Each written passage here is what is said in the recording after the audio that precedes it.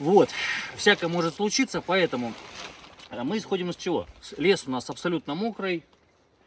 Как мы знаем, в лесу есть 3 яруса по степени влажности, да, вот самая нижняя часть, ну где-то вот до вот такой высоты, опять же зависит от леса, это вот оно совсем мокрое, оно нас в принципе не интересует, и когда мы будем что-то брать вот лежащее прямо на земле, оно будет очень мокрое, будет очень тяжело. Соответственно, дальше от примерно высоты там с колена и до по грудь, вот такая высота, да, это уже будет что-то более-менее умеренное, да, мы уже можем там какие-то ветки сухие отрубить и тому подобное. И самое более-менее сухое, опять же, абсолютно сухого не бывает, но достаточно сухой для нас, это будет уже вот от такой высоты, там от груди и выше, ветки какие-то сухие, если мы с дерева срежем, срубим и тому подобное, они нас больше всего интересуют. Итак, мы сейчас исходим из того, что у нас, по сути, дрова, бревна, все, что мы нашли, мокрые, они у нас примерно, ну вот видите, оно у нас вот, оно мокрое, оно в хлам мокрое. Я сейчас вот даже, если, например, топор сюда воткнуть, то можно увидеть, как здесь влага выступает. Сейчас я еще, вот я сейчас вытащу его. Можно увидеть, насколько оно мокрое. Ну, то есть оно в хлам мокрое. Но при этом, даже если у вас бревна вот такие вы нашли, они мокрые, они тоже, по сути, у нас делятся на части, да, то есть вот то, что внешняя оболочка вся, вот это очень мокрая. Но если нам нужно хоть что-то более-менее сухое достать, нас интересует сердцевина. То есть мы можем расколбасить, ну вот примерно на вот такие фракции. Вот было такое же бревно, вот я его разбил и достал сердцевину. Она у нас уже будет выглядеть вот таким вот образом. Вот таким вот образом. И ее уже посредством ножа, соответственно, я вот таким вот образом на более тонкие щепочки я уже ее порезал. То есть моя задача была нужное количество вот таких вот опилочек, максимально тонких веточек настрогать, ну, себе наготовить. Опять же, у нас лес сейчас какой? Он у нас смешанный, то есть у нас здесь есть и хвойные деревья, и есть лиственные. Когда у нас лес лиственный, это хорошо, много берез, мы можем бересты себе достать, сколько влезет. Береста, она как бы всегда сухая, если мы ее правильно там сняли и расслоили.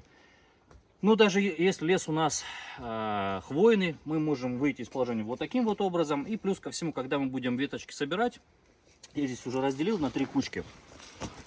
Вот здесь веточки, они здесь в перемешку, есть и хвойные, и лиственные. То есть я, видите, это самые тонкие.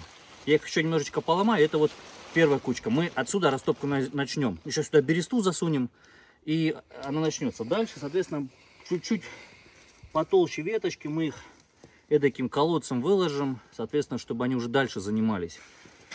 Они влажные, конечно, но тем не менее они с деревьев срубленные, то есть не с земли взяты. И дальше еще потолще, это будет уже внешний такой слой, они дальше должны загореться. Соответственно, они нам должны образовать как раз вот нужный нам жар, они должны, посредством них мы должны получить нужную тягу. И впоследствии, конечно, уже эти мокрые дрова у нас уже должны будут заняться. То есть наша задача, первое, это собрать нужен нам для растопки материал. Есть береста, прекрасно, нет, ну исходим вот из этого. И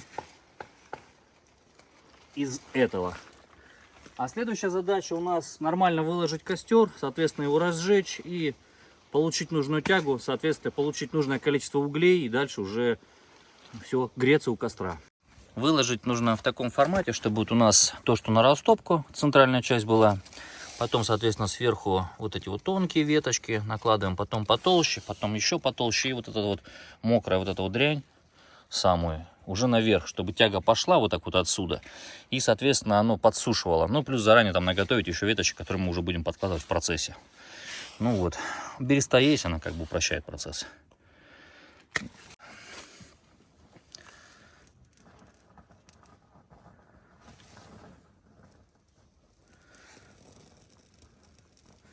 Тасовал бы внутрь, там бы поджигал лучше. Да, вот так. Угу.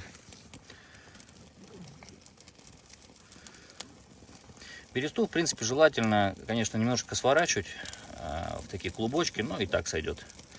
Вот она сейчас будет заниматься, и в процессе потихонечку, главное, здесь сразу много не накладывать, потому что надо, чтобы вот огонь дышал, то есть шел воздух, кислород, что поступал. Поэтому сразу там набивать именно плотно не надо. Надо, чтобы конструкция была достаточно рыхлой, чтобы создавалась нормальная тяга. И вот он, жар пошел. Это, в принципе, сейчас горит береста, и начали заниматься вот самые тонкие веточки, щепа, которую мы настрогали. От нее уже пойдет те веточки, что потолще. И наша задача, чтобы образовались угли. Когда будут нормальные угли, мы уже можем сырые бревна, такие вполне себе сырые, кидать, достаточно толстые, и уже они будут гореть нормально. Главное сейчас получить нужную базу по углям.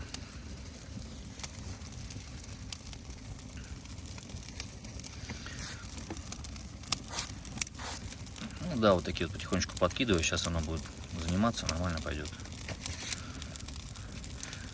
И опять же, когда выкладываем, желательно стараемся, чтобы был вот наклон как бы в ту сторону. Вот отсюда зажигается, с этой стороны, чтобы было вроде стеночки делаем, чтобы огонь в нее упирался и, соответственно, поднимался наверх. Таким образом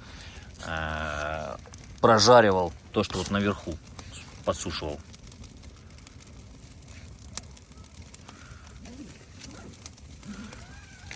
Леша, ты можешь, знаешь что, вот те веточки там еще поломать и тащи сюда, будем подкидывать. В общем-то, что мы сейчас имеем? Вот эти дрова мокрые у нас, внутри сушняк, но не специально сушеные, а то, что как бы насобирали, опять же, в мокром лесу. Здесь ключевая задача как раз, чтобы они были достаточно тонкие, чтобы они реально могли поджечься, зажечься.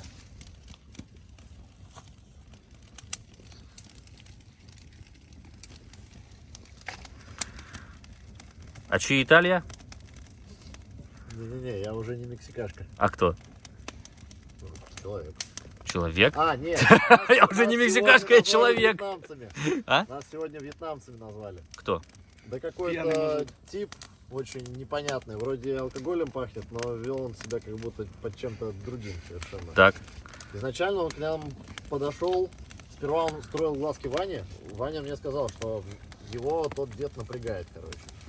Так. Потом он к нам подошел и начал нам устраивать какую-то жестикуляцию. Я сперва подумал, что может быть, ну, он не мой. Да, то же самое. Вот, а потом я смотрю... Он не твой? Да, не мой баран, не Б, не Мэ. Так.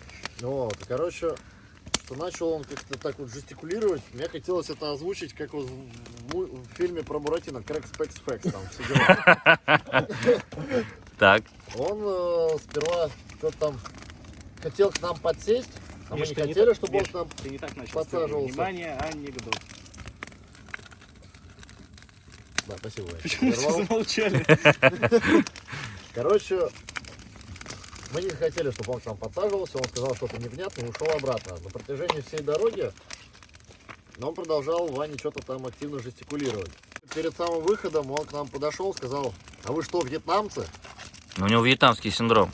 Может быть. Он сказал, нас в Выборге еще ФСБшники Да, заберут. что нас ФСБ будет ждать в Выборге. Мы ему сказали, что им придется подождать, потому что в Выборг мы не собираемся. Сказал напоследок что-то, что против Путина не попрешь, и вышел. А потом еще на что ж. фиги факи показывал. Надо было ему втащить. Значит, что мы тут видим, да? Вот, видим, жар пошел, нормально. Достаточный жар, как раз, чтобы начать просушивать более толстые палки, ветки и прочее. Ты с берестой хватит, ее уже достаточно. Сейчас уже надо подкидывать веточки потоньше. Ну, такой нормальный уже огнище пошел. Я повторюсь, что это у нас что, Вань, с одной спички, правильно? Одна спичка, и все как бы насобирали в лесу, выложили конструкцию, вот она горит.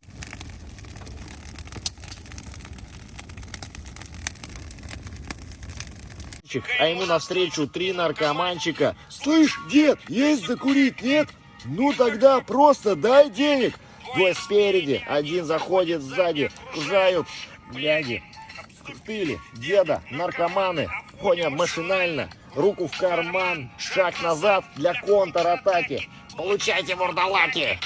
Протыкает кожу четко, пробивает мышцы, хрящ. Его длинная отвертка прямо в ляжку, ащ, протыкает кожу четко, пробивает мышцы, хрящ. Его длинная отвертка прямо в ляжку, ащ.